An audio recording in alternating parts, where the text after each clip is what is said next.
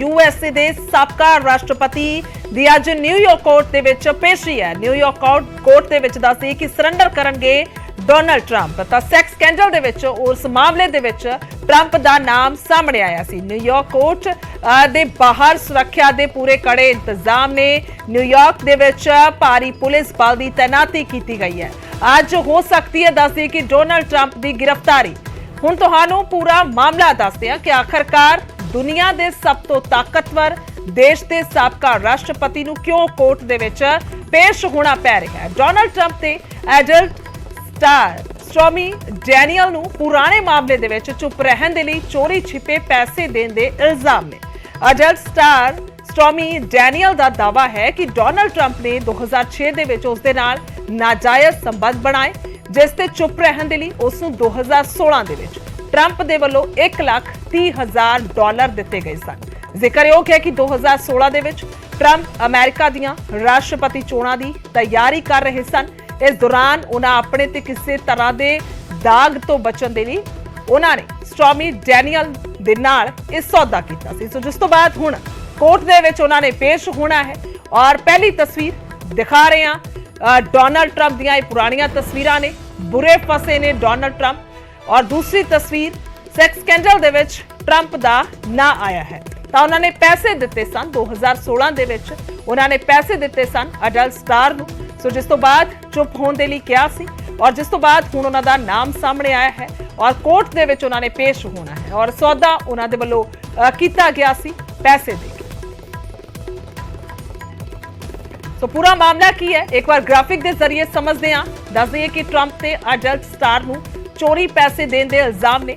2016 ਦੇ ਵਿੱਚ ਸਟੋਰਮੀ ਡੈਨੀਅਲ ਨੂੰ $1,30,000 ਦਿੱਤੇ ਗਏ। 2006 ਦੇ ਵਿੱਚ ਟਰੰਪ ਤੇ ਡੈਨੀਅਲ ਦੇ ਨਾਲ ਨਾਜਾਇਜ਼ ਸੰਬੰਧ ਦੇ ਇਲਜ਼ਾਮ ਨੇ। ਮਾਮਲੇ ਦੇ ਵਿੱਚ ਚੁੱਪ ਰਹਿਣ ਦੇ ਲਈ ਕਿਹਾ ਗਿਆ ਸੀ। ਉਸ ਦੇ ਬਦਲੇ ਪੈਸੇ ਦਿੱਤੇ ਗਏ ਸਨ। ਰਾਸ਼ਟਰਪਤੀ ਚੋਣਾਂ ਦੌਰਾਨ ਇਹ ਪੈਸੇ ਦਿੱਤੇ ਗਏ ਸੀ। 2016 ਦੇ ਵਿੱਚ ਰਾਸ਼ਟਰਪਤੀ ਦੀ ਚੋਣ ਟਰੰਪ ਲੜੇ ਸਨ।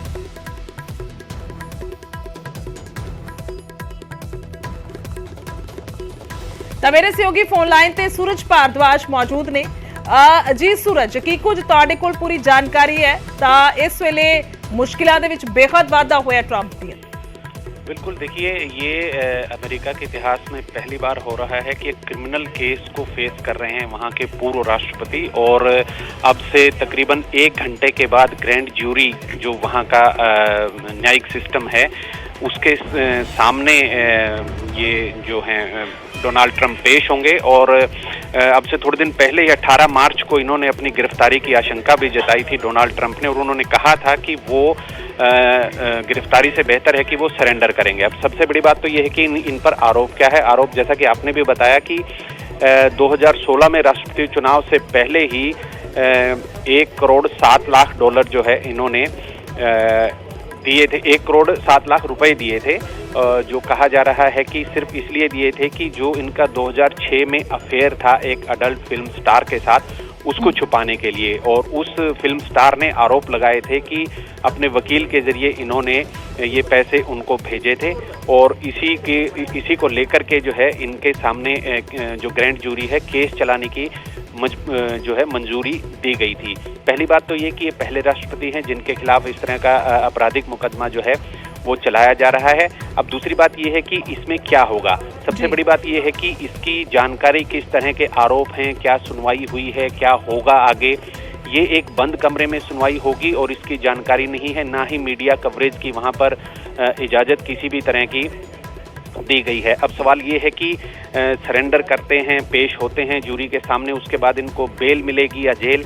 ये जो वहाँ के जज हैं वो आरोपों की मेरिट के ऊपर फैसला लेंगे कि उन्हें बेल मिलेगी या जेल। लेकिन संभावनाएं जो अमेरिकी मीडिया है उसके मुताबिक इन्हें बेल वहाँ पर मिल जाएगी। और सबसे बड़ा सवाल ये एक और उठता है कि अब से तकरीबन 1.5 साल के बाद यानी नवंबर 2024 में अमेरिकी राष्ट्रपति के चुनाव हैं, तो क्या डोनाल्ड ट्रंप 2024 के राष्ट्रपति के चुनाव लड़ पाएंगे या नहीं लड़ पाएंगे। इस पर साफ तौर पर जो अमेरिकी कानून है उसके मुताबिक अभी तक ऐसी कोई भी नियम नहीं है कि कोई व्यक्ति जो है वो चुनाव नहीं लड़ सकता है, चाहे उसको सजा हो गई है, चाहे वो जेल के भीतर भी है, तब भी वो चुनाव जो है लड़ सकता है। इस तरह की कोई भी पाबंदी वहां पर नहीं लगी हुई है। और ये भी हो सकता है कि 2024 के चुनाव से पहले इनके ऊपर ट्रायल जो है वो शुरू हो ही ना, जो न्यायिक प्रक्रिया है वो और ज्यादा लंबी चले। और राजनीतिक हलकों में ये भी कयास लगाए जा रहे हैं कि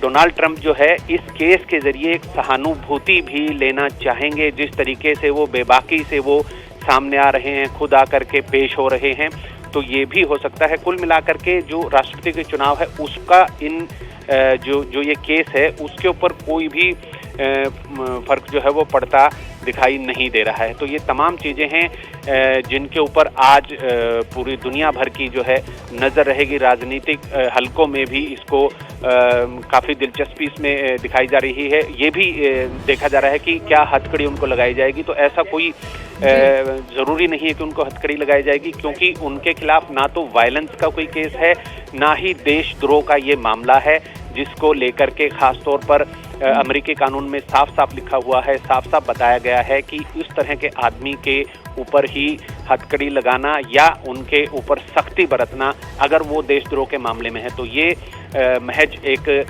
आरोप है। आरोपों को देखते हुए वो भी पैसे देने का आरोप है। अफेयर को जो इनका अपनी अडल्ट फिल्म स्टार थी, पोर्न स्टार थी, उसके खिलाफ उन्होंने आरोप लगाए हैं कि उन्हें चुप रहने के लिए पैसे दिए गए थे।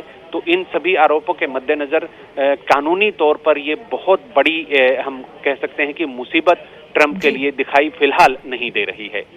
जी ठीक है, बहुत बहुत शुक्रिया सूरज तमाम जानकारी के लिए। ਤਾਂ ਮੇਰੇ ਸਹਿਯੋਗੀ ਸੂਰਤ ਭਾਰਦਵਾਜ ਸਾਡੇ ਨਾਲ जुड़े फोन लाइन ਤੇ और पूरा उन्होंने ब्यौरा दिता है, पूरा वेरवा दस्या है कि आखिरकार इस वेले की संभावनावां ट्रंप ਦੀਆਂ ਜਿਹੜੀਆਂ मुश्किलां वधियां ने उन्होंने लैके जताईयां जा रही ने। राजनीतिक पक्षों भी उन्होंने जिक्र किया है कि कोई बहुता वड्डा असर नज़र नहीं आएगा। दूजे पासे वो एक सिंपैथी गेन भी करना चाहते ने, जिस तरीके दे नाल खुद पेश हो रहे ने।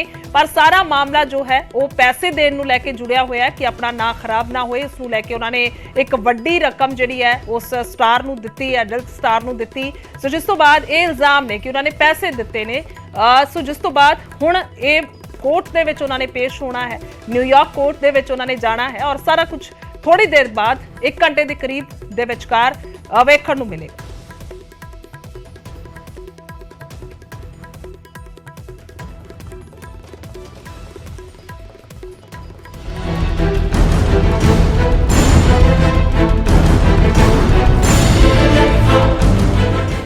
अगे वधांगे तो ट्विटर का जिक्र करांगे। इलॉन मस्क ने दस दिए कि ट्विटर का लोगो बदलिया है। ब्लू बर्ड की थां ते हुण डॉगी नजर आएगा, पीले रंग दे विच डॉगी नजर आएगा। तो यूजर्स नूं इलॉन मस्क बोले ने कि मैं अपना वादा जिहड़ा है वो पूरा कीता है। पहला ट्विटर का लोगो ब्लू बर्ड सी।